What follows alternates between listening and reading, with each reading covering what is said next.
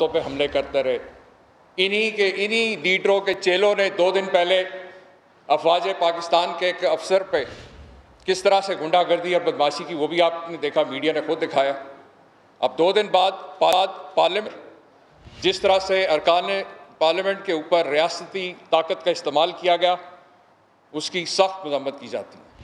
इसके साथ साथ मैं समझता हूँ कि जो ज़िम्मेदारान हैं उनको भी ये चीज़ देखनी चाहिए कि ये मामला किस तरफ जा रहे हैं और किन लोगों के हाथों में ये इक़्तिदार लिया जा रहा है। पार्लियामान का तक़द्दुस और आइन और कानून की बालादस्ती की पासदारी और उसे कायम रखना असम्बली के मेंबरान, अरकान पार्लियामेंट की ज़िम्मेदारी और फ़र्ज़ है।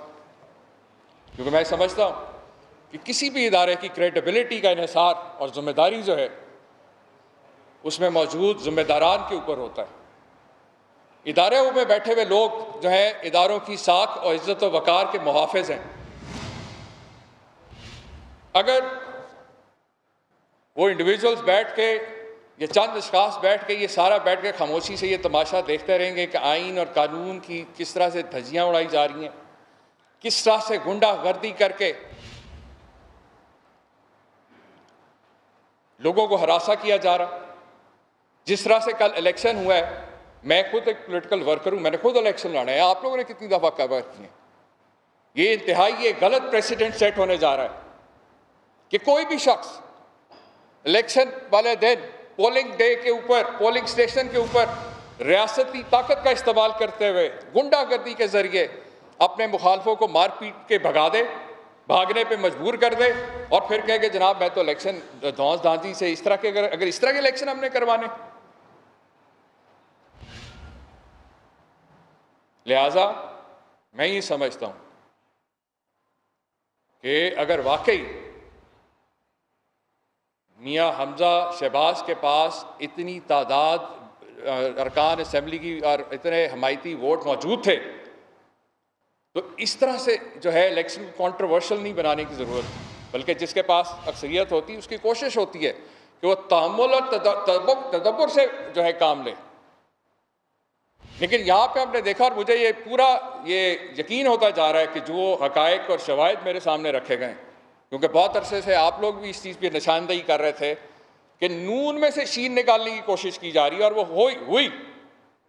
और कल जिस तरह से हमज़ा शहबाज के पास अगर वाकई मौजूद थे तो ये किसने साजिश की, किसने अगर वाकई इनके पास अक्सरियत थी तो जिस अंदाज से ये कंडक्ट किया गया ये तो टोटली कंट्रोवर्शियल हो गया इलेक्शन। और आप सब जानते हैं, यहीं इस कमरे में मैंने आप सब के सामने आईन पाकिस्तान के तहत मैंने एक हल्फ उठाया था कि मैं आइन और कानून की पासदारी के लिए यहाँ पर अपनी जिम्मेदारी निभाऊंगा। आपके सामने कल जो आपने मीडिया में सारी चीज़ें दिखाई, तो मैंने सेक्रेटरी असम्बली से सारी रिपोर्ट मंगवाई। आज मुझे उसकी रिपोर्ट मुझे मौसूल हुई है और मैंने अपने कहा हिसाब से आप सबके साथ इस रिपोर्ट की कॉपी हम आपके साथ शेयर कर रहे हैं जो सेक्रेटरी असम्बली ने हमें भेजी है। इसके साथ साथ लाहौर हाई कोर्ट का जो फैसला जिसके तहत ये इलेक्शन करवाया गया, उसकी कॉपी भी मैं आपके सामने रख रहा हूँ।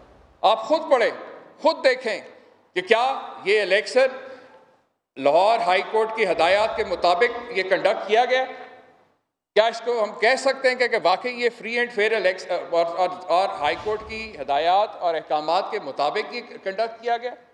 आप लोग खुद पढ़ें, या इसमें बड़ा क्लियरली लिखा गया कि इसको स्मूथली चलाया जाए। पुलिस की जो फोर्स है उसका काम है कि इसको स्मूथली इलेक्शन प्रोसेस को इंश्योर करें।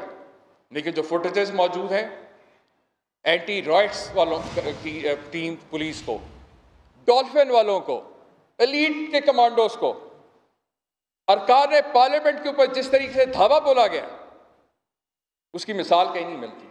लिहाजा मुझे कल इतला दी गई, मेरे ऑफिस को डिप्टी स्पीकर ने कहा, इतला दी कि जी उन्होंने जो कि खुद एक लोटे साबित हुए, एक जमात ने उन पर एतमाद करते हुए वोट देते हुए उनको डिप्टी स्पीकर के ओहदे पे बिठाया। एक तो वो खुद लोटे हुए ऊपर से उस जमात के साथ जो उनको जिस अंदाज से एक नॉन पार्टीसन के तौर पे एक प्रिजाइड करना चाहिए था, वो किरदार बिल्कुल नॉन पार्टीसन नहीं रहा। वो पार्टी बने इसके अंदर एज ए प्रिजाइडिंग ऑफिसर। उन्होंने पुलिस के जोर बुला के और सफ़ेद कपड़ों में गुंडों को बुला के पार्लियामेंट के फ्लोर के ऊपर, अरकान पार्लियामेंट के ऊपर ये सारा गुंडागर्दी की गई। और चौधरी परवेज़ इलाही साहब जो एक सीनियर पॉलिटिशियन है और उन्होंने सारी ज़िंदगी बड़ी वज़ादारी के साथ, और ख़ुसूसन मैंने पिछले 4 साल देखा है, बड़ी वज़ादारी के साथ बड़े बिला इम्तियाज़ उन्होंने पार्लियामेंट के जो हाउस को चलाया है। और उनके ऊपर जो आराम से बेज़रर बुज़ुर्ग आदमी थे, बुजुर्ग सीनियर पॉलिटिशियन आराम से बैठे हुए थे, उनके ऊपर किसने हमला किया? तो मैं ये कहूँगा कि मियाँ हमजा शहबाज को कि अपनी मंजी थले टांग फेरो मियाँ साहब, ये तुहाडे करू वारदात हुई है, तुहाडा अपना इलेक्शन जड़ा कंट्रोवर्शियल बनाया तुहाडे अपने घरदियां ने। क्योंकि अगर वाकई आपको क्या डेस्परेशन थी मुझे बताएं। अगर मेरे पास इतनी, मुझे यकीन हो कि मेरे पास इतनी तादाद मौजूद है, तो मुझे इस किस्म इस तरह से गुंडागर्दी बदमाशी से तो इलेक्शन कराने की ज़रूरत नहीं।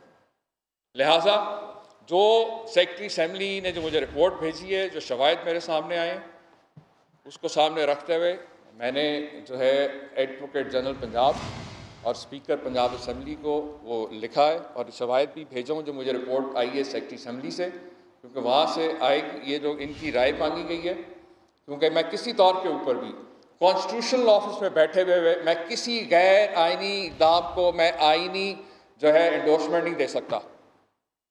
मुझे कोई भी कदम इसमें आगे कॉल अपॉन करने के लिए, हल्फ के लिए अगर कोई उसको बुलाना है आर्टिकल 130 सबसेक्शन 5 के तहत, तो मैं उसी वक्त ये प्रोसीडिंग स्टार्ट करूँगा जब तक ये मैं सेटिस्फाइड हो जाऊँ कि ये कॉन्स्टिट्यूशनली जो है आइनी तकाज़े और हाई कोर्ट के जो अहकामात के मुताबिक इलेक्शन कंडक्ट किया गया।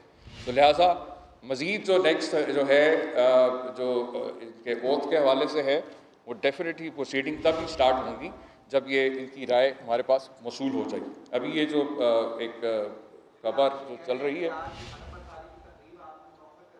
ये मौखर हो गई, क्योंकि ये मौखर अभी फ़िलहाल ये मौखर एक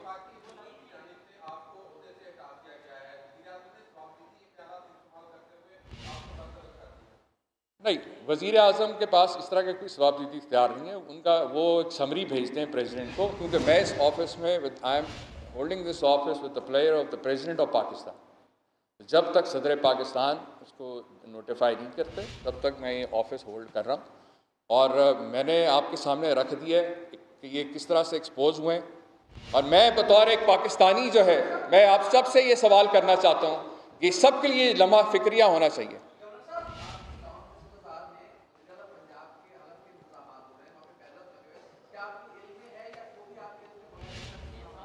नहीं, देखें मेरी बात सुनो, हमने जिस तरह आप मुझे जो लोग जानते हैं 25-26 साल से मैं सियासत में हूँ, तो मैं ख़ास तौर पे वज़ादारी जो है सियासत में उस पर बिलीव करता हूँ। मुझे ये इंटीमेशन जब रात को आई तो हमने साथ ही जो है रिपोर्ट मंगवा ली। देखें ना, हमारी कोई पहले से कोई इंटेंशन तो नहीं थी कि हमने इसको मौखर करना है, इसलिए हमने बिल्कुल उस प्रोसीडिंग को भी साथ साथ रखा कि देखेंगे अगर आज ये चीज़ें अगर रिपोर्ट में कुछ ऐसा ना होता तो यकीनन ये हलफ बर्दारी की तरकीब जारी होती। अब लिहाजा कि वो रिपोर्ट आ गई है और जो सेक्रेटरी असम्बली की रिपोर्ट आई है और जो शवाहिद सामने आए हैं, उसके तहत मैंने इसको फ़िलहाल इसको मौखर किया। और मज़ीद आर्टिकल 130(5) की जो कार्रवाई जो है जिसमें हलफ के लिए दावत दी जाती है, वो भी फ़िलहाल मौखर।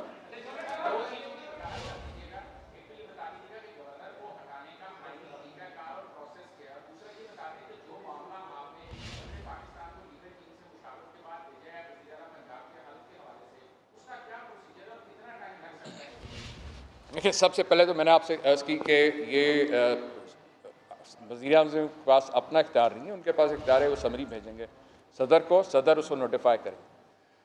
और दूसरी जो बात आपने की, मैंने अभी जो है लेटर अभी सदर पाकिस्तान साहब को नहीं भेजा। अभी ये जो 2 लेटर्स लिखे हैं ये हम लिख रहे हैं एडवोकेट जनरल पंजाब से राय मांगी है और साथ ही स्पीकर पंजाब असम्बली से कि आपकी जो क्योंकि सेक्रेटरी असम्बली ने रूल्स एंड रेगुलेशन और जो कुछ भी कल हुआ है और जो ख़ास तौर पे ये जो आपके सामने आपको भी ये दे दी जा रही है हाई कोर्ट का जो फैसला है जिसके तहत ये इलेक्शन करवाए गए अंडर एक्स्ट्रा ऑर्डिनरी सर्कमस्टांसेस, तो मैं समझता हूँ कि जब तक ये राय नहीं आ जाती और क्लियर नहीं हो जाता कि ये इलेक्शन जो है ये आइन और कानून के और हाई कोर्ट की हदायत के मुताबिक हुआ है, तब तक मैं आगे प्रोसीड नहीं कर सकता, क्योंकि मैं इस कॉन्स्टिट्यूशनल ऑफिस में बैठे हुए किसी अनकॉन्स्टिट्यूशनल एक्ट को ना मैं इंडोर्स कर सकता हूं और ना मैं खुद कोई अनकॉन्स्टिट्यूशनल एक्ट करूंगा। प्लीज